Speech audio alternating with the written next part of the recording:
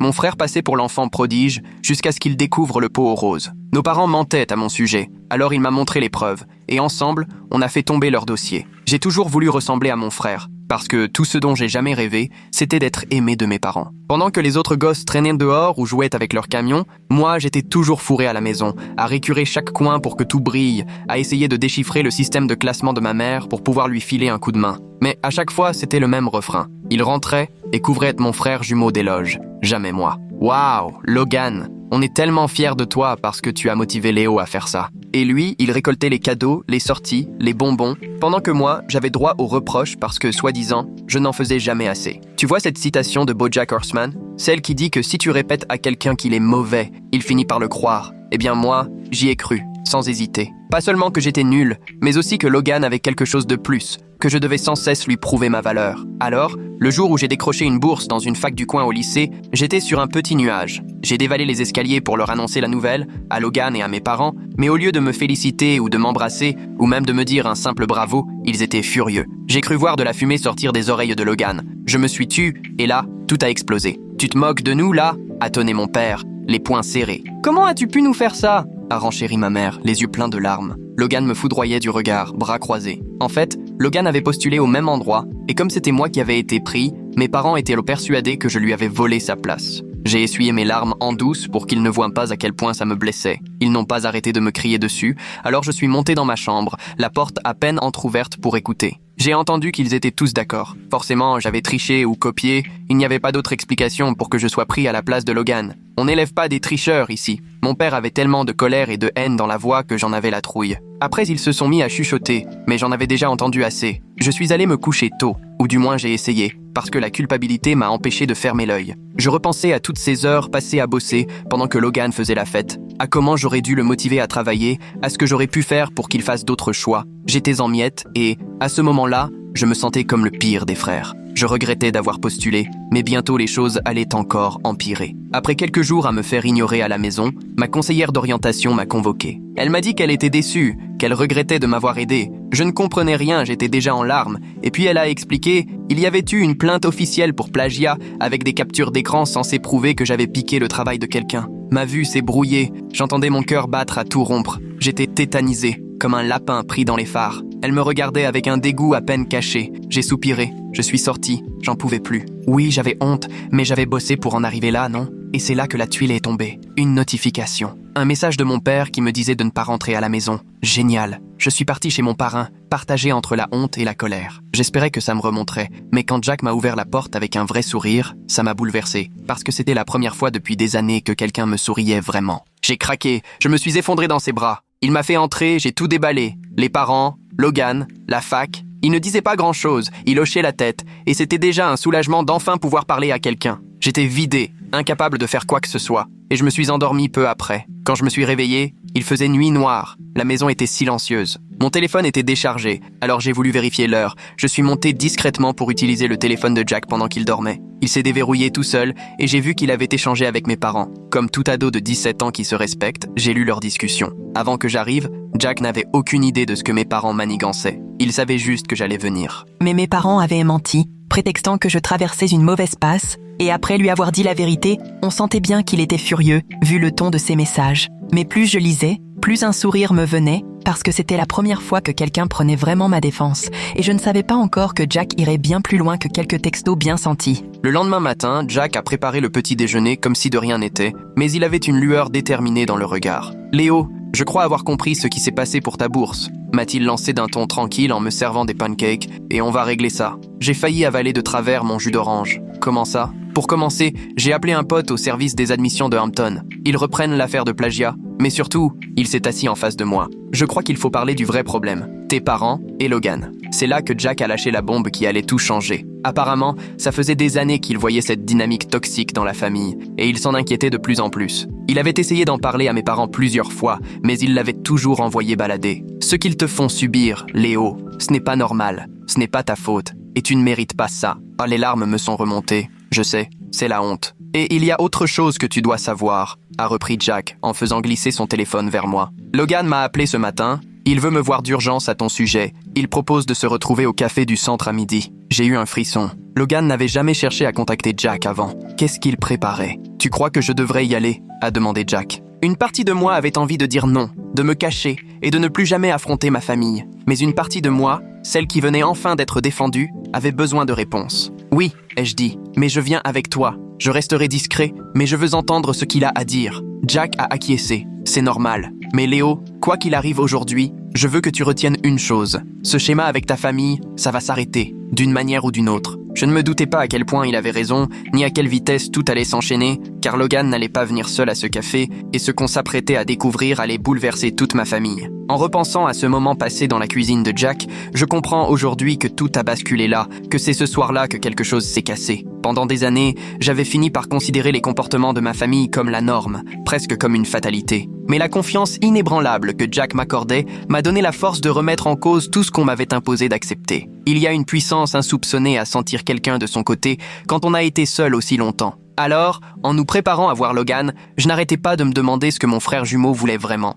Venait-il s'excuser? Ou était-ce encore pour me faire peur? J'imaginais 1000 scénarios, mais rien n'aurait pu me préparer à ce qui s'est passé. Toute cette histoire de bourse n'était que l'arbre qui cachait la forêt, un secret immense et sombre qui planait sur la famille depuis bien trop longtemps. J'ai compris ce jour-là que, parfois, la vérité la plus difficile à admettre, ce n'est pas la trahison des autres, mais le temps qu'on a passé à se laisser faire. Ce rendez-vous au café allait tout changer, pas uniquement pour la question de la bourse, mais aussi dans la façon dont je me percevais et dont je voyais ma place dans le monde. Ce soir de pluie, Jack ne m'a pas seulement offert un toit, il m'a donné quelque chose que je n'avais jamais eu, le courage de me défendre et d'exiger le respect qui m'était dû. J'étais arrivé au café avec un quart d'heure d'avance et je m'étais installé à une table dans un coin, histoire de voir Logan arriver sans qu'il me remarque. Jack, lui, s'était posé près de l'entrée, dégustant son americano comme si tout cela n'était qu'une formalité, alors que j'avais l'estomac noué et les mains tremblantes. Je n'avais pas revu Logan depuis ce fameux dîner où tout avait explosé. J'avais gardé la capuche sur la tête, essayant de passer pour un client quelconque absorbé dans son ordinateur. Logan est arrivé, pile à midi, fidèle à ses habitudes lorsqu'il s'agissait de son emploi du temps, bien moins ponctuel quand les autres devaient l'attendre. Il a balayé la salle du regard, repéré Jack, puis s'est approché, étrangement nerveux, lui qui rayonnait d'assurance d'habitude. « Merci d'être venu », a dit Logan, les yeux passant d'un bout à l'autre du café comme s'il craignait d'être reconnu. De là où j'étais, je ne pouvais pas saisir toute la conversation, mais je voyais bien à sa tête qu'il était tendu, préoccupé, loin de l'arrogance à laquelle je m'attendais. Jack hochait régulièrement la tête et me lançait de temps en temps un regard furtif. Au bout d'une dizaine de minutes, il s'est levé pour aller aux toilettes, notre signal convenu. En passant près de ma table, il a laissé tomber une serviette avec un mot griffonné. Il veut te parler. Il dit que c'est important. Fais comme tu le sens. Mon cœur battait si fort que je pensais que tout le café pouvait l'entendre. J'ai pris une inspiration, fermé mon ordinateur et je me suis avancé vers Logan, qui a ouvert de grands yeux en me voyant. « Léo, mais qu'est-ce que tu fais là? Jack m'a dit que tu voulais me parler, ai-je répondu en m'asseyant. Alors, vas-y. Logan s'est encore assuré que personne n'écoutait, puis s'est penché vers moi. Il faut que tu laisses tomber toute cette histoire. Avoue que tu as triché. Présente tes excuses à maman et papa et passe à autre chose. Je l'ai fixé, interloqué. Sérieusement? Tu m'as fait venir pour ça? Pour que je reconnaisse un truc que je n'ai pas fait? Écoute, je sais que tu as l'impression d'être traité injustement, mais... Il a baissé la voix. C'est mieux comme ça. Hampton, ça a toujours été mon truc. Tu le savais. Ton truc? Je n'étais même pas au courant que tu postulais avant que je sois accepté. Le visage de Logan s'est empourpré. C'est faux. J'en ai parlé à tout le monde dès la seconde. J'ai cherché dans mes souvenirs. Peut-être un dîner dont j'avais été exclu? Ou à un moment où j'étais enfermé à l'étage à bosser? Mais non. Encore un exemple de ce monde tourné autour de Logan dans lequel la famille évoluait. Je devais deviner ses projets et m'y plier. J'ai bossé comme un fou pour décrocher cette bourse, ai-je répliqué à voix basse mais assurée. Je l'ai vraiment mérité et quelqu'un, toi sans doute, a inventé de fausses preuves pour me la faire retirer. Logan a détourné les yeux, touché. C'était toi, à vous? Ai-je insisté. Pas exactement, a-t-il marmonné. Papa a aidé. J'ai eu l'impression de prendre un coup en pleine poitrine. Je m'en doutais, mais l'entendre, c'était autre chose. Mon propre père avait saboté mon avenir. Jack est revenu, a pris place à côté de moi et a posé une main rassurante sur mon épaule. Maintenant, cette discussion me concerne également, a-t-il déclaré le ton ferme. Et ce que tu viens d'avouer sur l'implication de ton père dans cette histoire de plagiat m'intéresse au plus haut point. Logan est devenu blême. J'ai rien... Enfin, soyons clairs, a poursuivi Jack. Ce que tes parents ont fait, ce à quoi tu as participé, c'est grave à bien des niveaux. Violence psychologique, fraude académique, et sans doute même illégale. Les yeux de Logan se sont agrandis. Illégal? Mais ce sont des histoires de famille. Falsifier des preuves pour faire sauter une bourse? Jack a levé un sourcil. Là, Ils sont allés beaucoup trop loin. Je regardais mon frère jumeau, mal à l'aise, se tortiller sur sa chaise. Il n'avait pas l'habitude qu'on résiste à son petit manège. Il ressemblait à un gosse pris sur le fait, pas au fils parfait qu'il prétendait être. « Qu'est-ce que papa a fait exactement ?» ai-je demandé. Logan a poussé un long soupir, s'avachissant un peu. Il a pris certains de tes anciens devoirs sur l'ordinateur familial. Il a cherché des textes similaires sur Internet, puis il a trafiqué les dates et fabriqué de fausses captures d'écran. Jack a resserré sa main sur mon épaule. « Et ta mère, elle était impliquée aussi ?» Elle était au courant, a fini par avouer Logan. Mais c'est papa qui a fait le... Tu vois, je me sentais complètement vidé. Pendant des années, j'avais cru que si je n'étais pas à la hauteur, c'était de ma faute. J'avais tout fait pour être irréprochable, espérant qu'ils finiraient par m'aimer. Et en réalité, ils passaient que leur temps à me mettre des bâtons dans les roues. Pourquoi ? Ai-je soufflé, la gorge serrée. Pourquoi vous m'avez fait ça ? Pour la première fois, j'ai vu de la honte vraie sur le visage de Logan. Rien à voir avec ses airs contrits habituels pour se sortir d'affaire. Ça n'aurait jamais dû aller aussi loin, a-t-il avoué. Quand tu as eu la bourse alors que papa voulait que ce soit moi, il est devenu fou de rage. Il disait que t'avais triché, forcément. Moi, je me suis laissé porter. C'est toujours comme ça avec moi. Suivre quoi exactement ? A demandé Jack. Logan a baladé son regard entre Jack et moi, puis s'est fixé sur ses mains. Toute l'histoire avec Léo. L'histoire avec Léo ? J'ai répété, incrédule. Ben oui, a-t-il marmonné. La façon dont ils font toujours une différence avec toi. Jack s'est penché en avant. Logan, sois franc là. Ce favoritisme et ces coups bas, ça dure depuis toujours ? Logan a hoché la tête, lentement.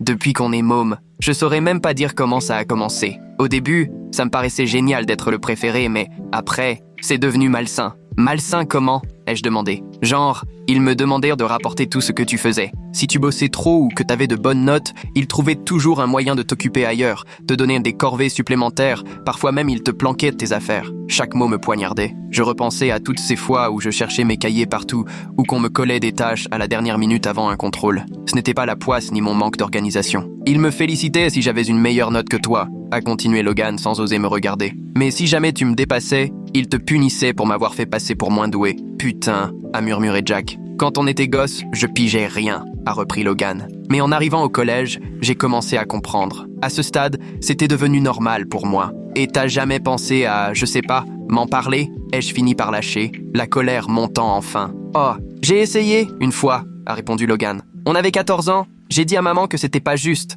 Elle s'est énervée, elle m'a traité d'ingrat. Elle disait qu'il voulait juste nous préparer à la vraie vie. Nous préparer à quoi, exactement ? Ai-je insisté. Logan avait l'air complètement paumé. Un truc du genre, dans la vie, faut qu'il n'y ait qu'un gagnant. Que c'est pour ça qu'il m'apprenait à réussir et toi à échouer. Jack a eu un rictus de dégoût. C'est franchement tordu. Pourquoi tu me balances tout ça maintenant ? Ai-je lancé à Logan. Après toutes ces années à me regarder me faire démolir, pourquoi ce soudain accès de franchise ? Il s'est tortillé sur sa chaise, visiblement mal à l'aise. Le coup de la bourse, c'est allé trop loin. Surtout quand ils t'ont viré. J'ai jamais pensé qu'ils iraient jusque-là. Et depuis que j'ai appris que tu restais chez Jack, papa et maman tiennent des propos vraiment graves. Ils disent mais que t'es mort pour la famille, qu'il faut couper le mal à la racine. La facilité avec laquelle ils répétaient ces mots m'a glacé. Donc ils veulent carrément me rayer de leur vie, ai-je compris à voix haute. Logan a acquiescé. Ils voient un notaire demain pour te sortir du testament, tout le tralala. Maman parle même de changer officiellement mon nom de famille pour prendre celui de jeune fille. Comme ça, on n'aura plus rien en commun. Ça, c'est du grand n'importe quoi,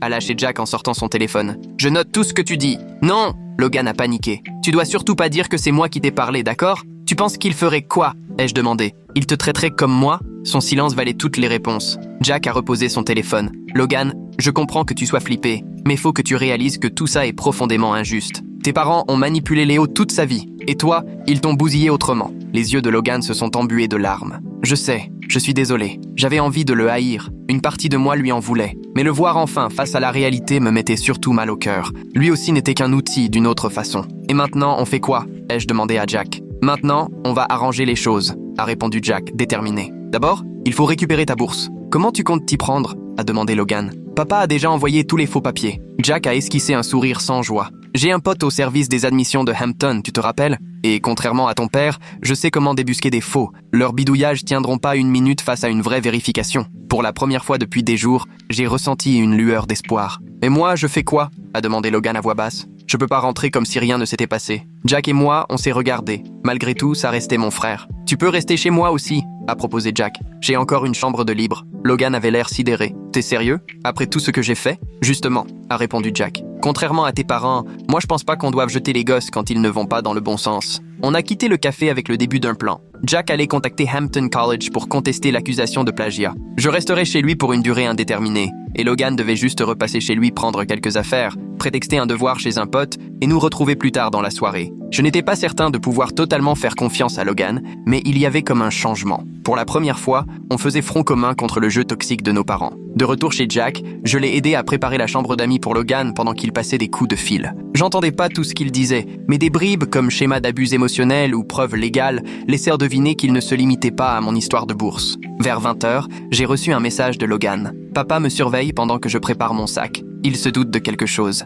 Je risque d'être en retard. 1 heure s'est écoulée, puis une autre. À 23h, toujours pas de nouvelles de Logan. J'ai essayé de lui écrire, mais les messages restaient livrés. Jamais lus. Ça sent pas bon, ai-je soufflé à Jack. Laisse-lui jusqu'à demain matin, a conseillé Jack. Tes parents doivent le surveiller de près après ta disparition. Impossible de fermer l'œil, je consultais mon téléphone toutes les 5 minutes. Toujours rien de Logan. J'ai même tenté de l'appeler vers 2h du matin, mais je suis tombé directement sur sa messagerie. Au petit déjeuner, j'étais persuadé que nos parents avaient percé à jour notre manège. On doit aller voir ce qui lui arrive, ai-je insisté auprès de Jack, mon café à la main. Il avait l'air sur la réserve. Si on débarque chez tes parents, ça risque d'envenimer la situation. Ou alors Logan a eu des soucis parce qu'il a voulu m'aider, ai-je répliqué. Avant même que Jack ne puisse répondre, son téléphone s'est mis à sonner. Il a jeté un œil à l'écran et son visage s'est fermé. C'est Hampton College. Je me suis figé, retenant mon souffle pendant qu'il décrochait et répondait d'une voix maîtrisée. L'appel a duré près de 10 minutes, Jack écoutant attentivement et posant quelques questions pour éclaircir certains points. Lorsqu'il a raccroché, il affichait un masque impassible.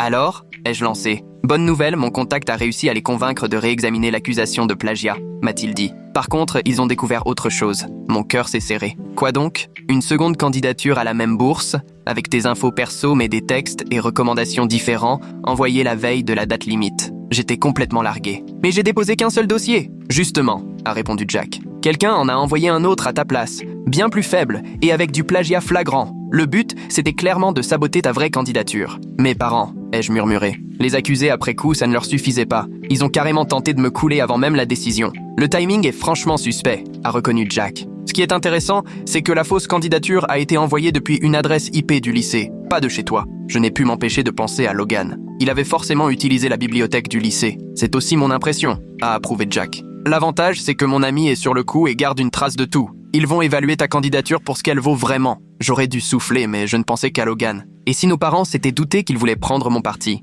c'est pour ça qu'ils n'étaient pas venus hier soir. On doit absolument voir Logan, ai-je répété. Après avoir tourné le problème dans tous les sens, Jack a fini par céder. On passerait devant la maison dans l'espoir d'apercevoir Logan ou de le croiser discrètement. J'étais hyper tendu en approchant du quartier. Et si mes parents me voyaient? S'ils appelaient la police pour violation de domicile? Dès qu'on a pris la rue, quelque chose m'a frappé. Un camion de déménagement garé en travers de l'allée. C'est quoi ce cirque? Ai-je marmonné. Jack a ralenti, s'est garé un peu plus loin. On est resté là à regarder des déménageurs transporter des caisses et des meubles hors de la maison de mon enfance vers le camion. Ils déménagent? Ai-je balbutié, sidéré. Jack a froncé les sourcils. Sans même t'en parler, même pour eux c'est fort. On est resté planté là pendant près d'1 heure à regarder le remue-ménage. J'ai vu ma mère à plusieurs reprises, en train de distribuer des ordres, désignant certains objets. Mon père est apparu en coup de vent, portant des dossiers jusqu'à la voiture. Mais Logan restait introuvable. À la fin, je n'ai plus tenu. Fallait que j'y aille. Jack a tenté de me retenir par le bras. « Attends, Léo, réfléchis. Ils s'en vont sans même m'avertir. » J'étais à 2 doigts de hurler. Et Logan répond toujours pas au téléphone. Il y a quelque chose de grave.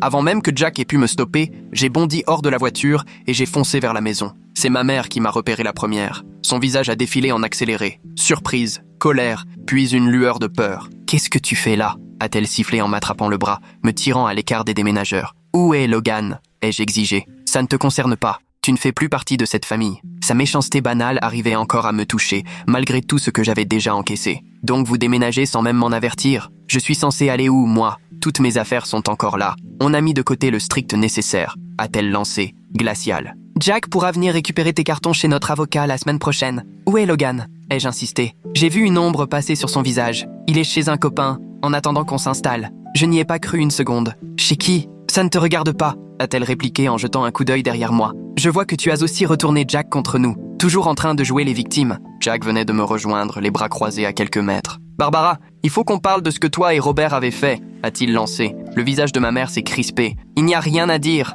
Léo a fait ses choix. Comme bosser dur pour décrocher une bourse ?» a répliqué Jack, essayant de contenir sa colère. « Ou tu veux parler du fait de vivre dans une famille qu'il a rabaissée et humiliée depuis toujours ?» Ma mère a éclaté de ce rire sec, sans chaleur. « C'est ça qu'il t'a raconté ? pauvre Léo, toujours mal compris. Il t'a parlé des substances qu'on a trouvées dans sa chambre? J'étais si choquée que je n'ai rien pu dire. Quelles substances? J'ai jamais touché à rien. Un peu d'herbe et des gélules dans le tiroir de ton bureau, a-t-elle répondu en me fusillant du regard. C'est Logan qui les a trouvées le mois dernier. On voulait t'aider, te faire soigner discrètement. Mais tu t'es mis à faire des histoires avec cette histoire de bourse. Tout tournait dans ma tête. Ils inventaient carrément une autre vie à ma place. Jack m'a posé une main rassurante sur l'épaule. Barbara, ça suffit, a-t-il dit fermement. On a les preuves des fausses accusations de plagiat. On sait pour les dossiers truqués déposés au nom de Léo. Et maintenant, vous l'abandonnez à 17 ans et vous inventez des histoires de drogue? J'ai vu le masque de ma mère se fissurer. Vous n'avez aucune preuve. Si, en fait, a rétorqué Jack. Mais pour l'instant, ce qui compte, c'est Logan. Où est-il vraiment? Pour la première fois, j'ai senti son hésitation.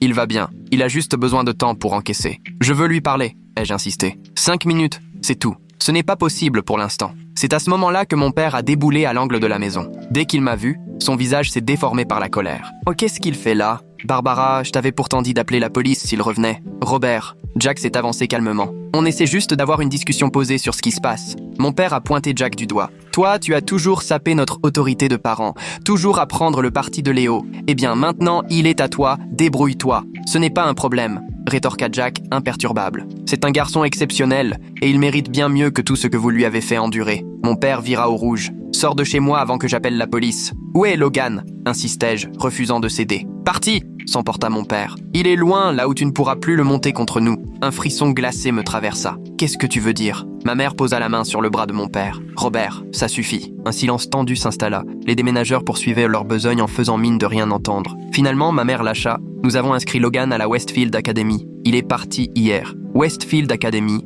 ce pensionnat à 3 États d'ici, réputé pour sa discipline de fer. Le genre d'endroit où on envoie les enfants à problème pour les remettre dans le rang. Vous l'avez expédié là-bas juste parce qu'il m'a parlé? Je n'arrivais pas à y croire. On l'a envoyé là-bas parce qu'il a besoin d'un cadre solide? Répondit sèchement mon père. Loin de ton influence. Jack sortit son téléphone. Je vais appeler Logan tout de suite. Il n'a pas le droit d'utiliser le téléphone pendant le premier mois, déclara ma mère satisfaite. C'est le règlement pour les nouveaux. J'étais sidéré. Ils avaient carrément isolé Logan du reste du monde, simplement parce qu'il commençait à s'affranchir de leur contrôle. Ça ne va pas se passer comme ça, lança Jack d'une voix glaciale. Vous avez pris des décisions lourdes de conséquences et vous en répondrez devant la justice. Attendez-vous à des nouvelles de mon avocate. Il m'entraîna calmement vers la voiture, pendant que je tentais encore de réaliser. Ils ont envoyé Logan loin, répétai-je en boucle alors qu'on s'éloignait. À cause de moi? Non, corrigea Jack d'un ton ferme. Ils l'ont envoyé loin parce qu'ils ne supportent pas de perdre la main sur leur version de l'histoire. Ce n'est pas ta faute, Léo. Rien de tout ça ne l'est. De retour chez Jack, on a commencé à s'organiser. Il a contacté une amie avocate en droit de la famille, pendant que je notais tout ce dont je me souvenais. Les manipulations, le favoritisme, les sabotages répétés de mes parents. On a aussi fait des recherches sur Westfield Academy. Ils interdisent de tout contact avec l'extérieur pendant 30 jours. Ai-je lu à voix haute sur le site de l'école. C'est censé aider les nouveaux à rompre avec les mauvaises influences et à s'intégrer. Jack grimaça. Pratique pour tes parents. Mais il doit bien y avoir des exceptions, au moins en cas d'urgence familiale. Techniquement, ce n'en est pas une, remarquai-je. Du moins, rien qu'on puisse expliquer facilement à l'administration. Pas directement, non, admit Jack, mais il y a sûrement d'autres moyens. La semaine suivante, tout s'est accéléré. L'université de Hampton a finalement rétabli ma bourse, après avoir examiné les preuves de falsification. Suzanne, l'amie avocate de Jack, m'a aidé à monter une demande d'émancipation, puisque mes parents venaient de m'abandonner sans équivoque. Contre toute attente, plusieurs professeurs m'ont apporté des témoignages écrits sur les interventions déplacées de mes parents pendant ma scolarité. Visiblement, je n'étais pas le seul à m'être rendu compte qu'il se passait quelque chose d'anormal. Madame Rivera, ma prof de chimie, avait archivé toutes les fois où mes parents réclamaient que mes notes soient baissées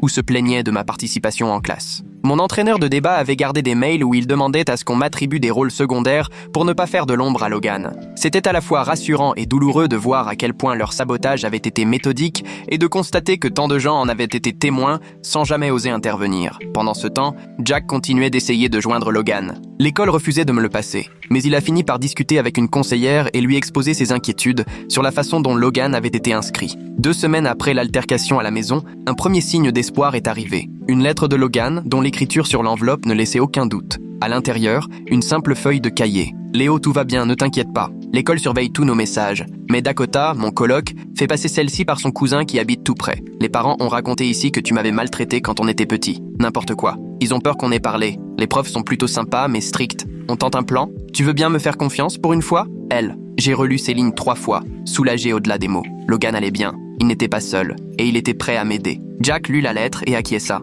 Voilà qui change la donne. S'il est prêt à contredire tes parents, ce sera leur parole contre la nôtre, remarquai-je. Exactement. Et avec ce qu'on a déjà réuni, plus les témoignages de tes profs, répondit Jack avec un sourire en coin. Tes parents se sont crus intouchables. Cette nuit-là, j'ai dormi mieux qu'en plusieurs semaines. Pour la première fois, je ne subissais plus simplement la cruauté de mes parents. Je ripostais et je savais que je n'étais plus tout seul. Ce que j'ignorais, c'est qu'eux aussi préparaient leur contre-attaque, déterminés à ne pas lâcher prise, prêts à tout pour étouffer la vérité, et moi avec. Le lendemain matin, Jack me secoua l'épaule, l'air soucieux. « Léo, réveille-toi, on a un souci. » Encore ensommeillé, je jetai un œil à mon téléphone. 6h47, bien trop tôt pour une bonne nouvelle. « Qu'est-ce qu'il y a ?» marmonnai-je. Jack me tendit son ordinateur. Sur l'écran, un mail de Suzanne, l'avocate. Je parcourus les lignes, le cœur serré. « Ils demandent une ordonnance d'éloignement contre moi ? Pour quelle raison ? » « Apparemment, répondit Jack. « Grave. Tes parents disent que tu les harcèles, que tu les menaces, qu'ils craignent pour leur sécurité. »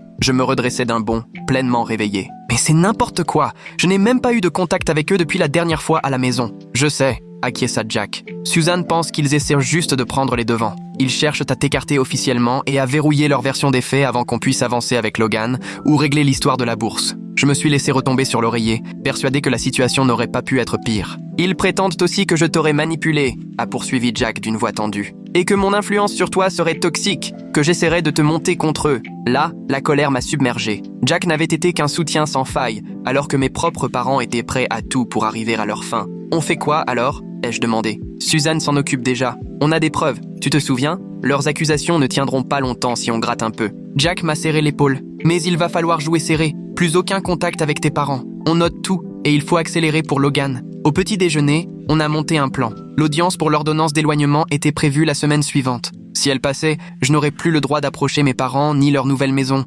exactement ce qu'ils voulaient, m'isoler encore davantage et garder la main sur ce que Logan savait. « Il faut qu'on ait la version officielle de Logan », a lancé Jack. « Sa lettre, c'est bien, mais il nous faut plus solide. » J'ai hoché la tête, triturant mes céréales sans fin. « Mais comment ? On n'a aucun moyen de le contacter à l'école. » Jack a esquissé un sourire. « Tu te souviens du cousin de Dakota ? Celui qui avait fait passer la lettre de Logan ? On doit lui répondre, c'est notre meilleure option. » On a rédigé un message à Logan, en lui expliquant la situation et en lui demandant s'il accepterait de fournir une déclaration signée sur le comportement de nos parents. Rien qui puisse mettre l'école en difficulté, juste les faits sur la famille et l'histoire de la bourse. Jack a trouvé un moyen d'envoyer la lettre en passant par un circuit discret pour ne pas éveiller de soupçons à la Westfield Academy. Ensuite, il ne nous restait plus qu'à attendre. Entre-temps, d'autres preuves de la stratégie étrange de mes parents contre moi sont ressorties. Madame Rivera, ma conseillère, m'a transféré des mails où mon père lui demandait carrément de perdre certaines de mes lettres de recommandation l'an dernier, histoire de plomber mes dossiers d'admission. Mon coach de débat m'a révélé que ma mère avait proposé de faire un don à condition que le poste de capitaine revienne à Logan plutôt qu'à moi, alors que j'étais le mieux placé. À chaque nouvelle révélation, j'avais à la fois la confirmation de mes doutes et la nausée. Toutes ces années, je pensais juste ne pas être assez bon, alors qu'en fait, on passait son temps à me savonner la planche. 3 jours plus tard, un coup de fil de Suzanne est venu raviver l'espoir. Le comité de bourse d'Hampton non seulement rétablissait ma bourse, mais présentait aussi des excuses officielles. Leur enquête avait prouvé que l'accusation de plagiat était montée de toutes pièces, et ils mettaient en place de nouvelles mesures pour éviter que ça ne se reproduise. Une victoire, enfin, a résumé Jack après l'appel. Mais il reste l'ordonnance et la situation de Logan à régler. L'après-midi même, j'aidais Jack à rassembler les documents pour notre dossier quand la sonnette a retenti. Jack est allé ouvrir, des voix ont chuchoté à l'entrée, puis il est revenu, l'air grave. « Il y a quelqu'un pour toi », a-t-il annoncé mystérieusement. Je l'ai suivi jusqu'au salon et je suis resté cloué sur place. Sur le canapé, nerveux mais décidé, Dakota, le colocataire de Logan à la Westfield Academy, attendait. « Dakota, qu'est-ce que tu fais là ?» ai-je balbutié stupéfait. L'ado, grand et mince, s'est levé. « C'est Logan qui m'envoie. Enfin, officiellement, je rends visite à mon cousin ce week-end, mais Logan m'a demandé de passer ici avant de repartir demain. » Jack n'en revenait pas non plus. « Comment tu as eu notre adresse ?» Dakota a haussé les épaules. Logan la connaissait par cœur, il m'a dit que c'était chez son parrain. Je me suis installé en face de lui. « Logan va bien ?»« Il va bien, mais il voulait que je te donne ça. » Dakota a sorti une enveloppe scellée de son sac. Il a insisté pour que ce soit toi et personne d'autre qui la reçoive. J'ai déchiré l'enveloppe. À l'intérieur, une clé USB et un petit mot manuscrit de Logan. « Léo, tout ce dont tu as besoin est sur cette clé. Le mot de passe, c'est notre date d'anniversaire. J'ai gardé des dossiers pendant des années, sans jamais oser les montrer à qui que ce soit. Je les ai cachés dans une boîte fermée à clé sous mon lit, là où maman et papa n'ont jamais fouillé. Sois prudent. Ils racontent à tout le monde que tu es dangereux et instable. Ils ont même essayé de convaincre l'école que je devrais être protégé de toi, Logan. » Mes mains tremblaient en tendant le mot à Jack. « Des dossiers? Qu'est-ce qu'il veut dire par là? Jack n'a pas eu le temps de finir que j'étais déjà sur l'ordinateur, la clé USB branchée. Après avoir entré notre date d'anniversaire comme mot de passe, le dossier s'est ouvert. Des dizaines de fichiers, textes, enregistrements audio, photos, captures d'écran, tous classés et datés avec soin. Mais c'est pas possible, ai-je soufflé en ouvrant les fichiers. Des conversations où mes parents parlaient ouvertement de saboter mes réussites, des captures de leurs messages où ils planifiaient de cacher mes dossiers de candidature, des photos de mes prix et diplômes mystérieusement disparus, tous sauvés par Logan avant que nos parents ne puissent les détruire. Mais ce qui m'a le plus remué, ce sont les journaux intimes de Logan qui remontaient à nos 13 ans. Il y décrivait avec une précision cruelle le favoritisme, la manipulation, les compliments que nos parents lui adressèrent devant moi tout en me rabaissant en privé, comment ils nous montaient l'un contre l'autre, récompensant Logan quand il me dépassait, me punissant quand je faisais mieux que lui. J'ai longtemps refusé de croire qu'il le faisait exprès, avait écrit Logan à nos 15 ans. Mais aujourd'hui, j'ai entendu papa dire à maman qu'il fallait garder Léo à sa place parce qu'une famille a besoin d'une hiérarchie. Quand maman a demandé si ça ne risquait pas de me blesser, papa a répondu qu'il valait mieux que je comprenne dès maintenant, plutôt que de croire plus tard que je mérite plus que ce que j'ai. Ça me rend malade, mais je ne sais pas quoi faire. Jack, qui lisait par-dessus mon épaule, semblait de plus en plus sombre à chaque fichier. C'est vraiment complet, a-t-il soufflé. Logan garde des traces de tout ça depuis des années. Mais pourquoi il ne m'en a jamais glissé un mot, ai-je lancé, partagé entre un sentiment de gratitude et une impression de trahison. Dakota, qui patientait discrètement dans le salon, est alors intervenu. Il a tenté de m'expliquer. Il disait qu'il avait peur de perdre la seule chose positive dans sa vie, l'approbation de tes parents. Quand il a fini par comprendre à quel point c'était toxique, la culpabilité l'a empêché de tout avouer. Jack s'est tourné vers lui. Tu serais prêt à témoigner devant un juge sur ce dont tu as été témoin à l'école, sur la situation de Logan et sur ce que ses parents ont dit? Dakota a marqué une hésitation. Je pourrais avoir des soucis pour être sorti du campus sans permission. On trouvera un moyen de s'arranger, l'a rassuré Jack. Ta visite à ton cousin est officielle, non? On a juste besoin de ta déclaration écrite. Tu n'as pas à aller au tribunal tout de suite. Finalement, après réflexion, Dakota a accepté de rédiger une attestation. Il a confirmé que Logan avait débarqué à Westfield du jour au lendemain avec une histoire montée de toutes pièces par mes parents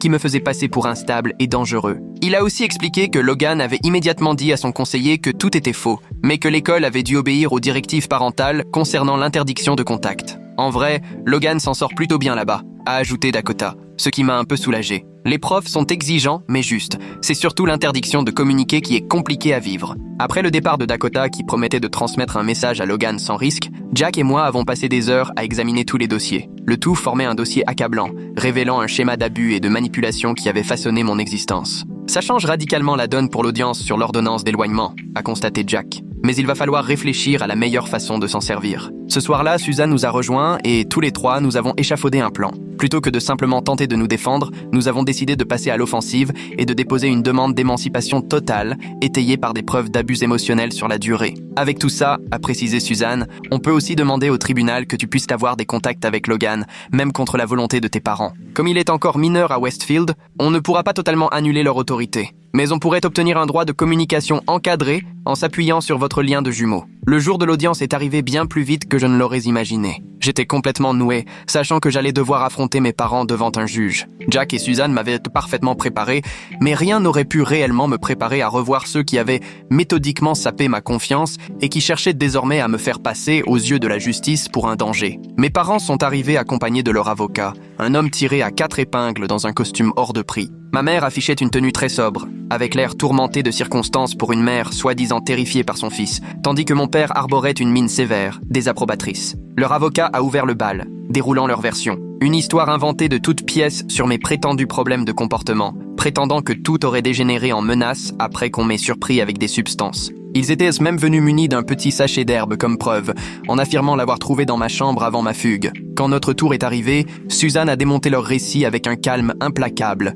Elle a présenté les attestations de mes enseignants, les preuves du sabotage de ma bourse, la déclaration de Dakota sur l'arrivée précipitée de Logan à Westfield, puis, le plus accablant, des extraits des dossiers secrets de Logan. Je n'oublierai jamais le visage de mes parents quand les enregistrements audio ont été diffusés. Ma mère est devenue livide. Mon père est passé de la stupeur à la colère, puis à une forme de peur en comprenant à quel point leur manipulation était exposée. Leur avocat a tenté de contester, insinuant que les enregistrements pouvaient être trafiqués ou sortis de leur contexte, mais Suzanne avait tout prévu, produisant les métadonnées et les horodatages certifiant chaque fichier. « Monsieur le juge », a conclu Suzanne, « il ne s'agit pas ici d'un adolescent à la dérive menaçant ses parents, mais bel et bien d'un schéma d'abus émotionnel, dûment documenté, qui a abouti à l'abandon de leur fils, à la falsification de preuves pour lui retirer sa bourse et à l'isolement de son frère jumeau qui commence à prendre conscience de la manipulation et tente d'y échapper. Le juge est resté silencieux un long moment après avoir entendu tous les éléments. Il a fixé mes parents avec une expression que je n'ai pas su décrypter. En 30 ans de magistrature, a-t-il fini par dire, j'en ai vu des familles en conflit, mais un niveau de calcul et de sabotage pareil, c'est tout bonnement exceptionnel. Il s'est tourné vers mes parents. Votre demande d'ordonnance d'éloignement est rejetée. En outre, j'accorde à Léo une émancipation provisoire en attendant l'audience complète prévue le mois prochain, qui, au vu des éléments exposés, devrait être confirmée. Je suis resté sans voix, figé sur place, tandis qu'il enchaînait sur le cas de Logan. Concernant le mineur Logan, même si ce tribunal n'a pas l'autorité pour le retirer de son établissement scolaire sans une audience dédiée, j'ordonne qu'il puisse avoir des contacts réguliers avec son frère, avec effet immédiat. L'école doit être notifiée qu'aucune restriction de communication entre les deux frères ne devra s'appliquer. Mes parents étaient sous le choc. Leur avocat rangeait déjà ses dossiers, sûrement en pensant à un appel, mais le mal était fait. La vérité était enfin reconnue par la justice. À la sortie du tribunal, ma mère a tenté de m'approcher, se lançant dans une scène pleine de larmes. Nous ne voulions que ton bien. Jack m'a éloigné sans hésiter, et Suzanne lui a rappelé qu'un contact direct enfreindrait désormais la nouvelle décision du juge. 3 mois ont passé depuis ce jour-là. Je suis officiellement émancipé. Je vis définitivement chez Jack, qui est devenu pour moi bien plus une vraie famille que mes parents biologiques ne l'ont jamais été. Hampton College a confirmé mon inscription pour la rentrée et ma bourse complète a été maintenue. Logan, de son côté, a préféré rester à Westfield Academy jusqu'à la fin du semestre. Il se trouve qu'il s'épanouit vraiment dans ce cadre structuré et qu'il réussit très bien à l'école, sans que nos parents et leurs comportements toxiques ne viennent tout gâcher. On se parle en visio presque tous les jours à présent, et on est en train de reconstruire notre complicité de frères sans la rivalité que nos parents cherchaient toujours à installer entre nous. Quant à eux, ils ont mené à bien leur déménagement, et, visiblement, ils racontent à leurs nouveaux voisins qu'ils n'ont qu'un seul fils, soi-disant en pension. Suzanne m'a expliqué que ce genre de déni est courant chez les parents qui refusent d'affronter la réalité de leurs propres abus. Il m'arrive encore de douter, d'avoir des moments de fragilité, des années à entendre qu'on n'est jamais assez bien. Ça ne s'efface pas en un claquement de doigts. Mais pour la première fois, je ne cherche plus à gagner un amour qui ne m'a jamais été offert sans condition. Hier, Logan m'a dit une phrase qui m'a vraiment frappé. Tu sais ce qui est étrange ? J'ai toujours cru qu'être l'enfant préféré, c'était une chance. Mais en réalité, c'était juste une autre forme de piège. Il a tellement raison. On a tous les deux subi la toxicité de nos parents, simplement de manière différente. La grande différence aujourd'hui, c'est qu'on peut enfin décider nous-mêmes de la suite. Et cette fois, aucun de nous n'a besoin de se battre pour un prix qui, au fond, n'en a jamais valu la peine.